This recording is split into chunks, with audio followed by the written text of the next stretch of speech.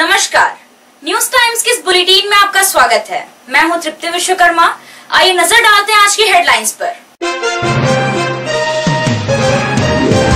गोवा गोलीकांड के शहीदों को झारखंड मुक्ति मोर्चा ने दी श्रद्धांजलि। झारखंड सरकार के मंत्री चंपाई सोरेन और जोबा मांझी के अलावा पश्चिमी सिंहभूम के झामुमो विधायकों ने शहीदों को दी श्रद्धांजलि। मंत्री चंपाई सोरेन ने कहा, शहीदों का गांव बनेगा आदर्श ग्राम।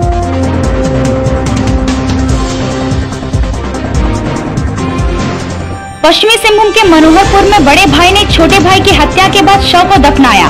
पुलिस ने आरोपी को किया गिरफ्तार।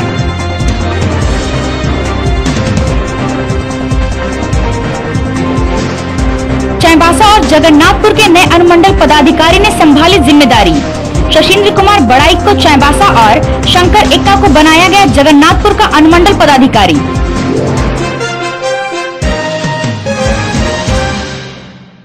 अब खबरें विस्तार से। मंगलवार को गोवा गोली कांड के शहीदों को झारखंड मुक्ति मोर्चा ने श्रद्धांजलि अर्पित की। कोरोना के कारण सिर्फ पूजा अर्चना और श्रद्धांजलि कार्यक्रम का आयोजन किया गया। झारखंड सरकार के परिवहन मंत्री चंपाई सोरेन, मंत्री जोबा मांझी, झामुमो के केंद्रीय महासचिव और चाईबासा विधायक दीपक बिरुवा, मझगांव विधायक नीरल पूर्ति, चक्रधरपुर विधायक सुखराम उरांव, चाईबासा नगर परिषद कार्यकारी अध्यक्ष डोमा मिन समेत अन्य नेताओं ने गोवा के शहीदों को नमन कर श्रद्धांजलि अर्पित की। मंत्री चंपाई सोरेन ने कहा कि हेमंत सरकार शहीदों को सम्मान देती है और देती रहेगी। उन्होंने कहा कि शहीदों के गांव को आदर्श गांव बनाया जाएगा। जनता की आशाओं को हेमंत सरकार पूरा करेगी। चंपाई सोरेन ने कहा कि यहां के शहीदों के आंदोलन के कारण ही पूरे झारखंड में आंदोलन फैल गया था। हमें शहीदों के सपने को साकार करना है। लॉकडाउन के कारण सरकार को कामकाज करने में परेशानी हो रही है, लेकिन स्थिति सामान्य होने के बाद तेजी से काम होगा। सारंडा और पोड़ाहाट का विशेष रूप से विकास किया जाएगा। मंत्री चंपाई सोरेन ने कहा कि बड़ी संख्या में एकलव्य विद्यालय हम खोलने जा रहे हैं। 13 विद्यालय इसी साल से शुरू हो जाएंगे। राज्य के हर सुदूरवर्ती गांव तक सड़क की सुविधा तैयार की जाएगी। गोवा शहीदों को हम श्रद्धांजलि अर्पित करते हैं और ये आंदोलन का उपज हुआ है जो हम लोग झारखंड प्रदेश में भी हम लोग ला रहे हैं। आज का कार्यक्रम हम लोग शॉर्ट किया, असीमित कार्यक्रम हम लोग को रखा, जो उसी से हम लोग यही आंदोलन से यहाँ का शहीदों का भी देन है कि पूरे झारखंड में आंदोलन फैल गया। आज झारखंड निर्माण हुआ जो पार्टी अध्यक्ष दिशमगुरु शिबू सोरेन का नेतृत्व है। इसीलिए हमारा महागठबंधन सरकार हेमंत सोरेन का नेतृत्व में बनने के साथ ही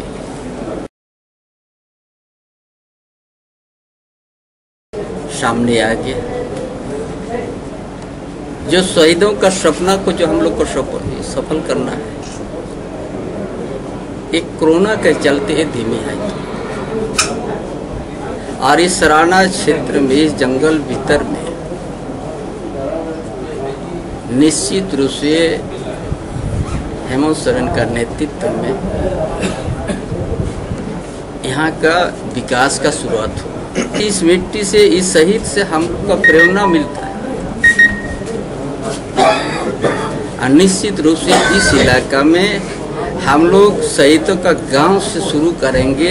आदर्श ग्राम बनाने का, निर्माण करने का योजना बनाने का शुरू करेंगे। एकलव्य विद्यालय भी इसी साल से हम लोग शुरू करने जा रहे हैं। और जहाँ भी जंगल की कोई भी कोना में इस तरह से हम लोग एक दिन हेमंत सोरेन का सरकार का नेतृत्व में हम लोग करने जा रहे हैं कि आज चाहे जंगल का नीचे चाहे जंगल के अंदर,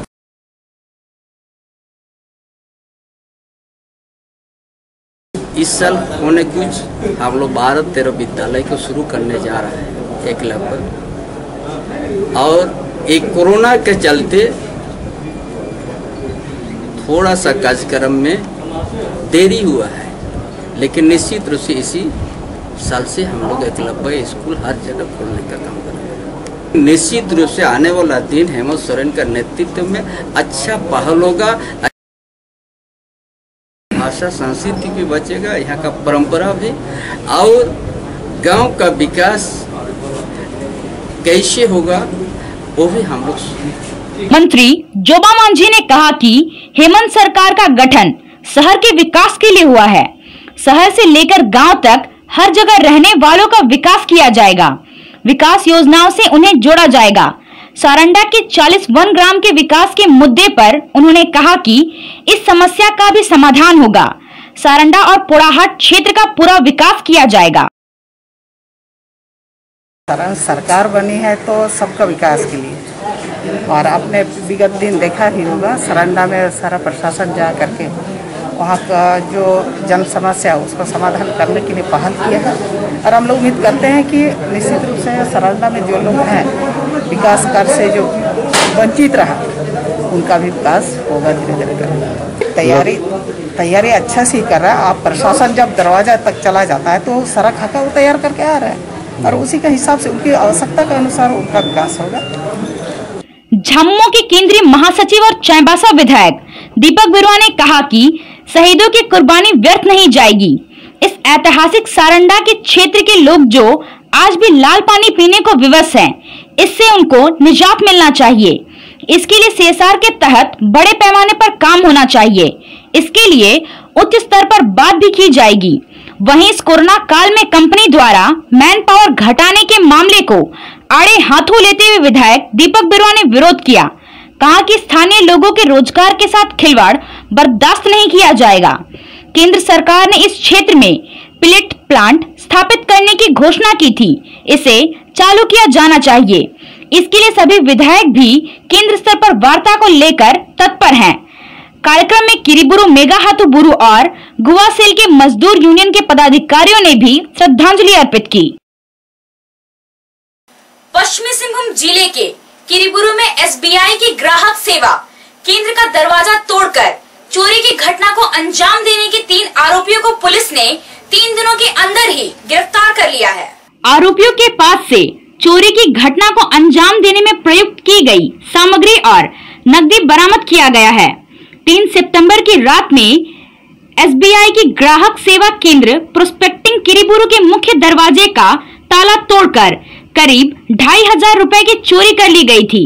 इस मामले में किरीबुरु थाने में अज्ञात लोगों के खिलाफ मामला दर्ज कराया गया था। सीसीटीवी फुटेज और अन्य माध्यमों के जरिए पुलिस अपराधियों तक पहुंची और उन्हें गिरफ्तार कर लिया।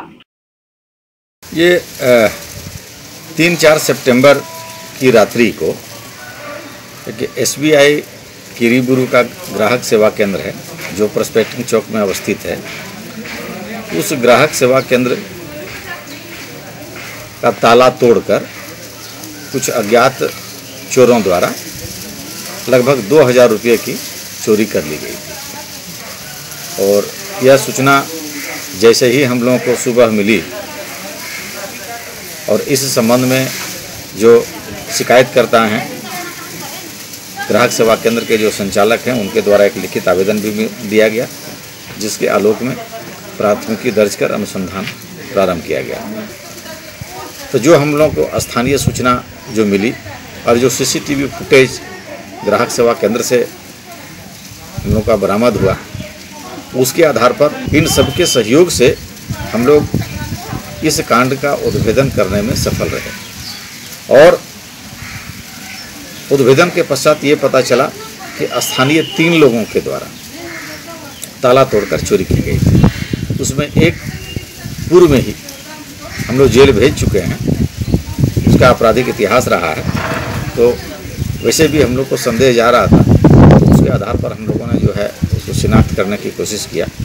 और जो CCTV फुटेज था उसके आधार पर भी जो है हम लोग को सहयोग मिला और 3 लोगों की पहचान की गई। उसमें से एक अरुण शर्मा जिसकी उम्र 20 साल है और 2 अन्य हैं जिनकी उम्र 18 साल से कम है, जिनको JJ बोर्ड में प्रस्तुत किया जाएगा। ये मुख्य रूप से 3 लोग ताला तोड़कर और लगभग 2000 रुपये की चोरी किए गए थे। कोल्हान विश्वविद्यालय ने बीटेक 8वें सेमेस्टर, बीएड 4थे सेमेस्टर, BD.Ed 5वें वर्ष की परीक्षा और BDA अंतिम वर्ष की वाइवा के कार्यक्रम घोषित कर दिया है। इसके अलावा BBA, BCA और BSc नर्सिंग के परीक्षा फॉर्म भरने की तारीख भी घोषित कर दी है। कोल्हान विश्वविद्यालय ने बीटेक 8वें सेमेस्टर सत्र 2016-20 के रिवाइज्ड परीक्षा कार्यक्रमों की घोषणा की है। विश्वविद्यालय की ओर से 21 सितंबर से इस परीक्षा का आयोजन किया जाएगा जो 3 अक्टूबर तक चलेगी। परीक्षा पहली पाली में सुबह 10 बजे से 1 बजे तक होगी। परीक्षा के लिए कोल्हान की चारों इंजीनियरिंग कॉलेजों को होम सेंटर बनाया गया है। कोल्हान विश्वविद्यालय ने 4th year basic BSc nursing 1 सत्र 2016-20 की वार्षिक परीक्षा का ऑनलाइन फॉर्म भरने की तिथि की घोषणा कर दी है। ऑनलाइन परीक्षा फॉर्म 21 सितंबर से भरा जाएगा। फॉर्म भरने की अंतिम तिथि 30 सितंबर है। बीएड 4थे सेमेस्टर की परीक्षा 29 सितंबर से होगी जो 5 अक्टूबर तक चलेगी। दूसरी ओर BBA और BCA तीसरे सेमेस्टर सत्र 2018-21 और छठे सेमेस्टर सत्र 2017-18 का परीक्षा फॉर्म ऑनलाइन 3 सितंबर से भरा जाएगा। BDS 4th ईयर सत्र 2016-20 की वार्षिक परीक्षा का आयोजन 5 अक्टूबर से होगा। यह परीक्षा 14 अक्टूबर तक चलेगा। BDS फाइनल वर्ष की प्रायोगिक और मौखिक परीक्षा 23 सितंबर से शुरू होगी। यह परीक्षा 1 अक्टूबर तक चलेगी। कोविड-19 से सुरक्षित रहना है और दूसरों को भी सुरक्षित रखना है तो एक बार आप सदर बाजार स्थित राधिका में आइए। यहाँ आपको कोविड-19 से सुरक्षा प्रदान करने के लिए सभी सामग्री मिलेगी। कोरोना से बचाव के लिए आपको तरह तरह के मास्क और सैनिटाइजर मिलेंगे। इसके अलावा संक्रमण से बचाव के कई सामान राधिका में उपलब्ध हैं। यहाँ आपको PPE kit, hand gloves, foot operated hand sanitiser machine के अलावा Spiderman, Doraemon, Chhota Bheem, Mickey Mouse आदि डिजाइन का मास्क, फेस शील्ड भी मिलेगा। Spray machine, nano spray, spray paint, electronic sanitiser machine के अलावा एक ऐसा टैबलेट मिलेगा जो घर के कमरे और आपके ऑफिस को पानी में डालकर रखने से सैनिटाइज कर देगा। राधिका में सैनिटाइजिंग का हर सामान आपको उचित कीमत पर मिलेगा। खुदरा और होलसेल खरीदारी के लिए आज ही पधारे राधिका में।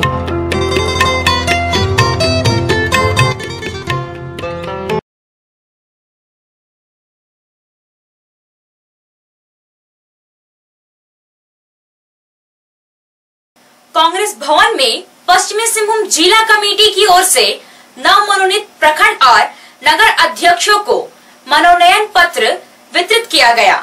पूर्व मुख्यमंत्री मधु कोड़ा, सिंहभूम के सांसद गीता कोड़ा और जगन्नाथपुर के विधायक सोनाराम सिंकू ने मनोनयन पत्र का वितरण किया।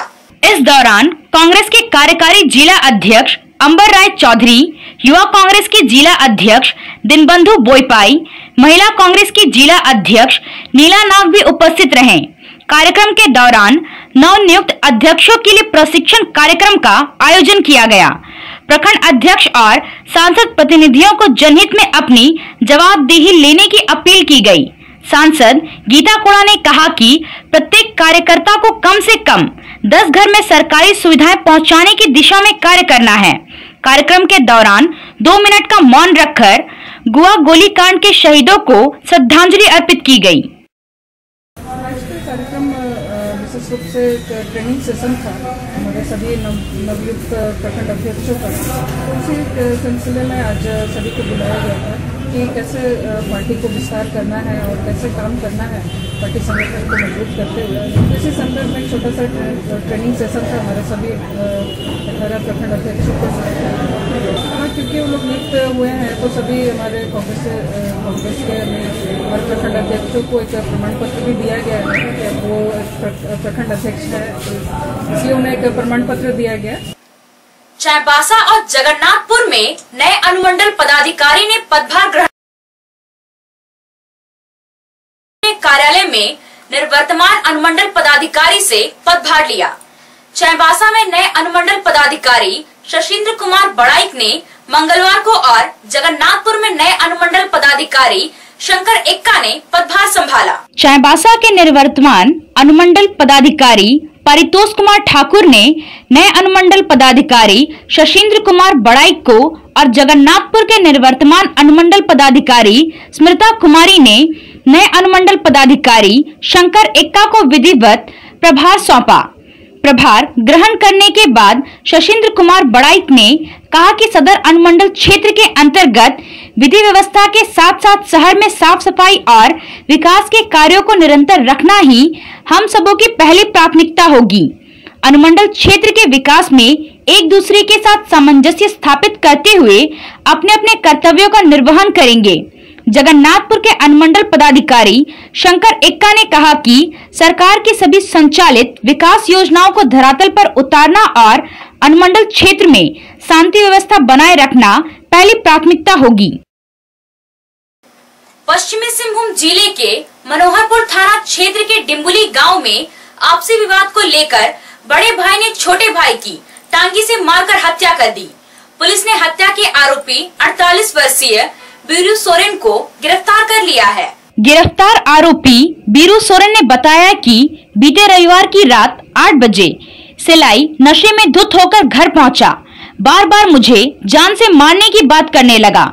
इसी बीच सिलाई ने उसके सर पर पत्थर से वार कर दिया और गला दबाकर जान से मारने का प्रयास करने लगा। इसी दौरान बीरू ने सामने रखे लोहे की पाइप से उसके सिर पर वार कर दिया, जिससे वह गिर पड़ा। उसके बाद घर से टांगी निकालकर कई वार कर उसे मौत के घाट उतार दिया। रविवार की रात और सोमवार दिन भर सिलाई के शव को कमरे में रखा।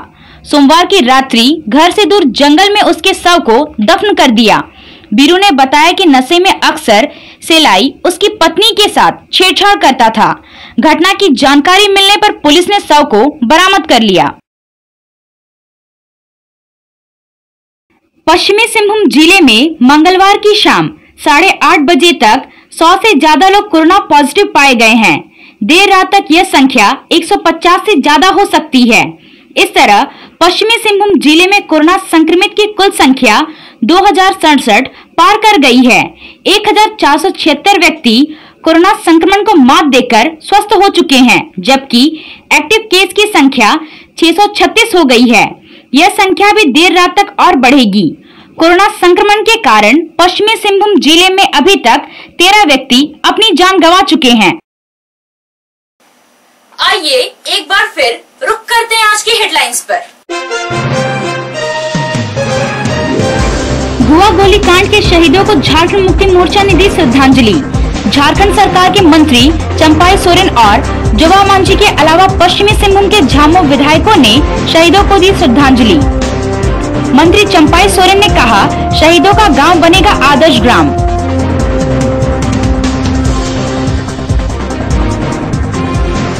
पश्चिमी सिंहभूम के मनोहरपुर में बड़े भाई ने छोटे भाई की हत्या के बाद शव को दफनाया। पुलिस ने आरोपी को किया गिरफ्तार।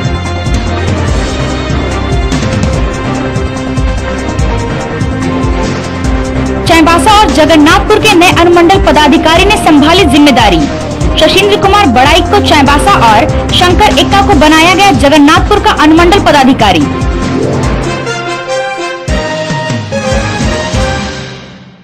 आज के लिए बस इतना ही। कुछ और खबरों के साथ हम फिर हाजिर होंगे।